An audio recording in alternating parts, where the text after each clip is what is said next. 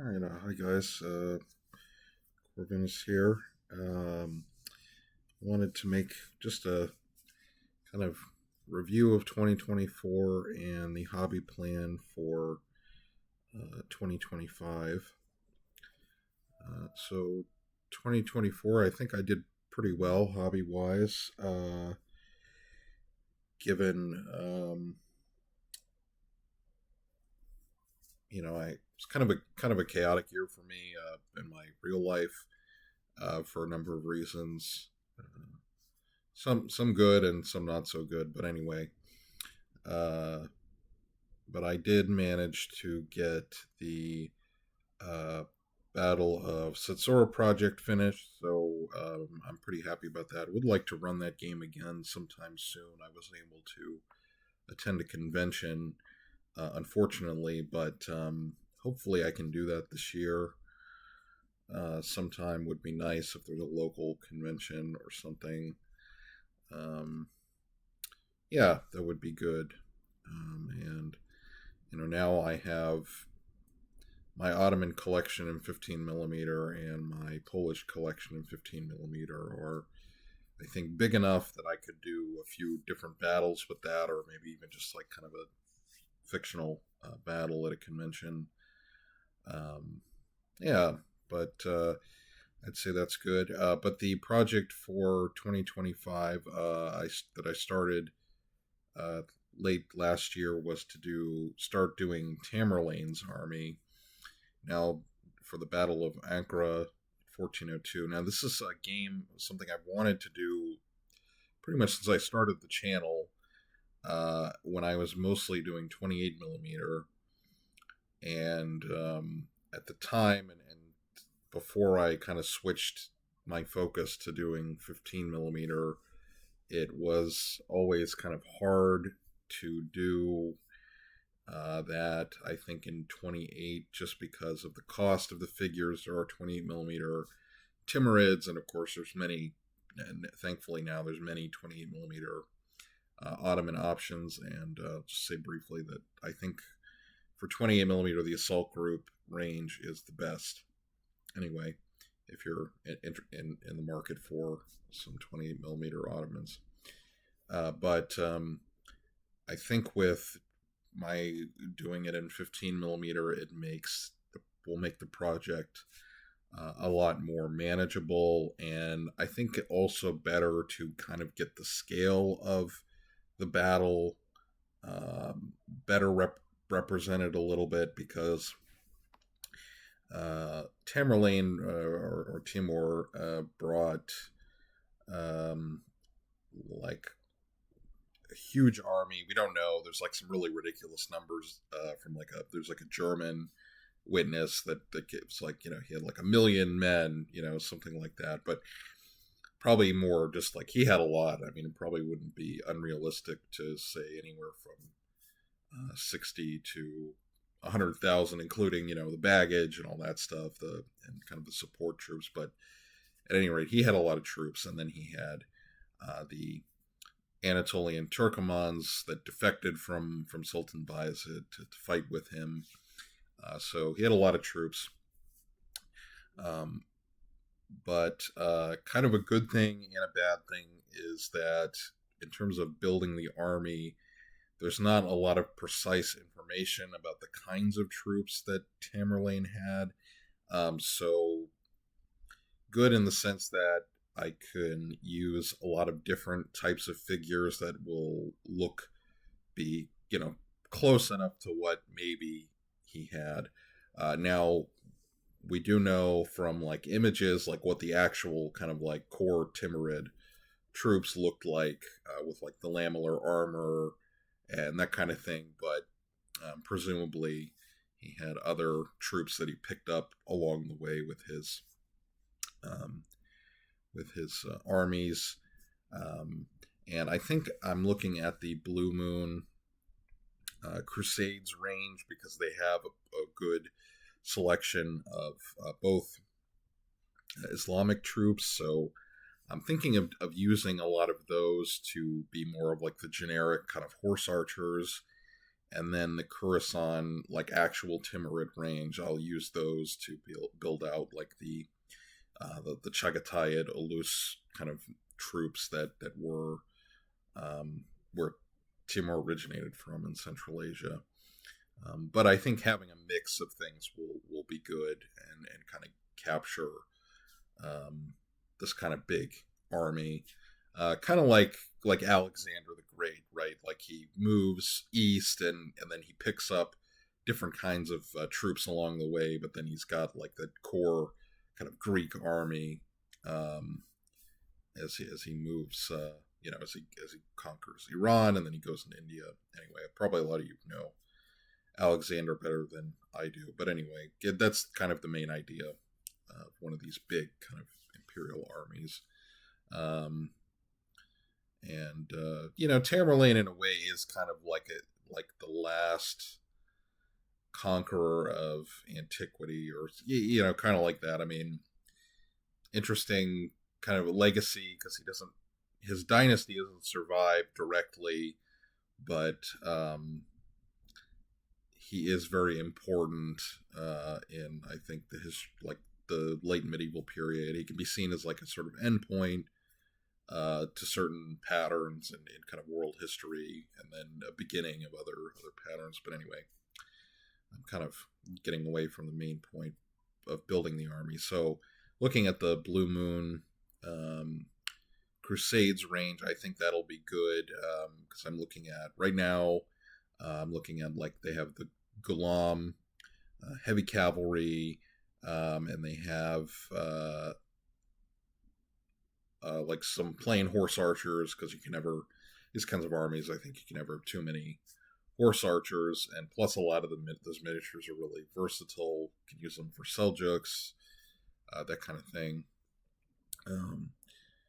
And they also have in the Blue Moon Crusades range, they have some Armenians, which I think I might get as like kind of a levies that maybe Tamerlane picked up because he did conquer the Caucasus. He went through Armenia and Georgia and, inflicted a lot of damage. I don't know if he necessarily had like Armenian troops that would have maybe joined perhaps, but I think they would work well just to have another type of cavalry, and use them. The only thing that I'm kind of thinking about is the kind of armor, because I looked at that.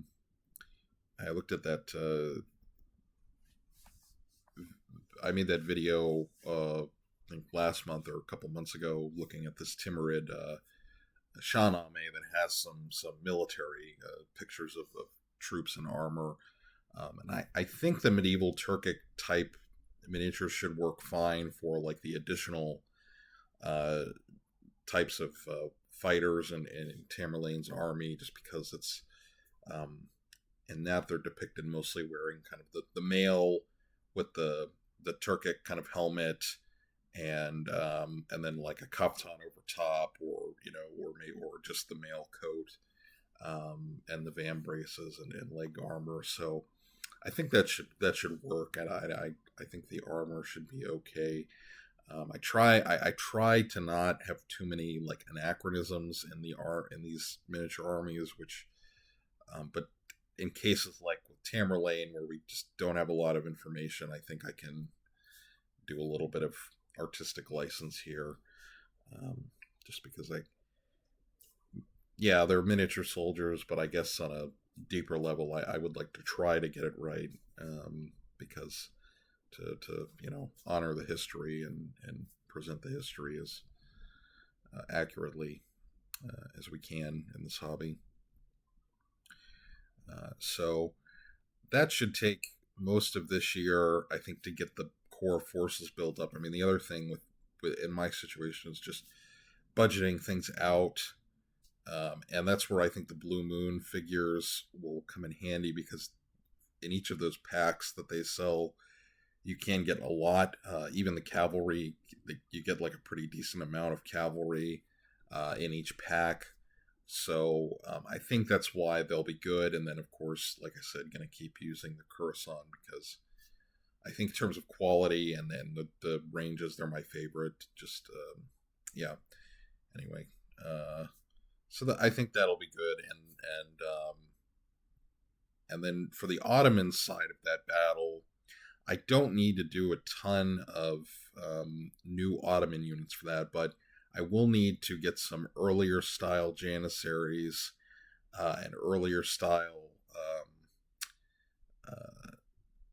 of the Ottoman infantry. So I will need to actually get the Azab type infantry for that for that battle with the the spearmen, basically the Ottoman spearmen, because most of what I gamed the Azabs had been pretty much phased out by the mid late 16th century. But anyway, so I will need that, but that's not a huge chunk of the project. That would be like a few units, and then I will need to do the Serbian knights that were attached, that were part of the Ottoman army. So I will need to get some 14th century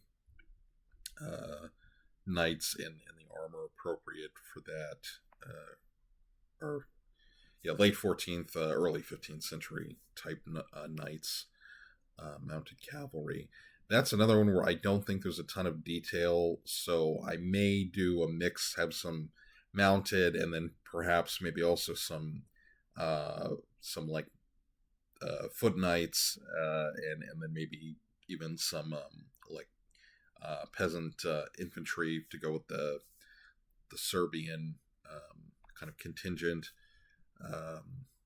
and that wouldn't be a huge part either. Just a few details here and there, but I think this year I'll mainly focus on building the Tamerlane's army slowly, and then whenever I'm kind of reach critical mass of Timurids, I'll switch to doing those Ottoman units, and yeah, and I think that'll be good, and it'll be interesting. I can use some stuff from my Ottoman collection, I think, with the Timurids if I wanted to. Well, mainly the Crimean Tatars, I can use those in the Timurid army, I think, pretty easily, because none of my Tatars have like firearms, and they're pretty. I think they can be used for like the early 14th century as like Nogai or something like that, or people from like the Dista Kipchak, that steppe north of the Caspian Sea, that maybe that Tamerlane recruited from. So yeah, I'm looking forward to doing that. I think that'll also be a nice convention game, which I hope I could actually play at a convention. We'll see. And yeah, I think that'll be good. And the other project I'm going to do this year, which is not a big one, and I kind of have most of the figures I will need for it, is to do the siege of Jasna Góra. So this is the monastery in Poland, where the famous Black Madonna of Czestochowa is located. And the reason why the icon is so famous is because of this battle. And I made a little video about it recently when I went there. A really nice place to visit. Beautiful monastery. It's totally like you can open to the public, and there's a lot of people that go there to see the icon and to go to the basilica and everything. But anyway, for the siege, the siege was quite small, and the place itself, I'm glad I went there also hobby wise, because I could see like kind of the scale of the place, which is fairly big but not really that big. And it was a walled monastery, which you can kind of see in this painting. And of course, there's uh, Jesus and Virgin Mary protecting the monastery in this painting. But this is I saw this one in real life, but this image is kind of grainy. But there really weren't that many Swedish troops there, so it was like about 2,000 apparently. And I got some Swedes for Christmas, and I think if I wanted to game this, um, I would not really need many more. Mainly some artillery and a couple infantry units just to represent what they had. Um, and then the Polish forces in the monastery itself were quite small, so wouldn't really need any more Polish miniatures to do this. I will need to get the main thing with doing this is the terrain. So this project is more terrain focused than it is miniatures, and I will need to try to save or try to buy probably one of the Sarissa star forts that they put out, because they make one in 28 millimeter and they make one in 15 millimeter. And right now I'm wondering if I should get the 28 millimeter one, because it would be bigger and also perhaps more versatile if I want to use it for some of the Ottoman and Habsburg sieges if I wanted to game that. So I also have to think about how I would make this like an interesting game, because this is another one I think could be cool at a convention. But I know gaming a siege needs to be made kind of more dynamic, and this is something kind of going a little too long with this video, but something I think about a lot, because a lot of these Ottoman and Habsburg battles that I would like to kind of game, most of them are sieges actually. So how do you do that? How do you make it interesting? I've looked at some rules. There's a rule set called Valbon that is to facilitate kind of siege gaming. So I would like to pick those up at some point. But anyway, that's almost a whole nother topic. But this would be kind of a small project just to have on the side. Paint up the Swedish force, and then at some point get the monastery and get like some appropriate buildings for terrain, and and do that. So yeah, so this is what's going on the channel for the upcoming year. Hopefully I can stick to this, and we'll see what happens. But yeah, thanks for watching my videos, and commenting and everything. I appreciate it, and I will talk to you all in the next video. So have a good day or good evening, and yeah, thanks for watching.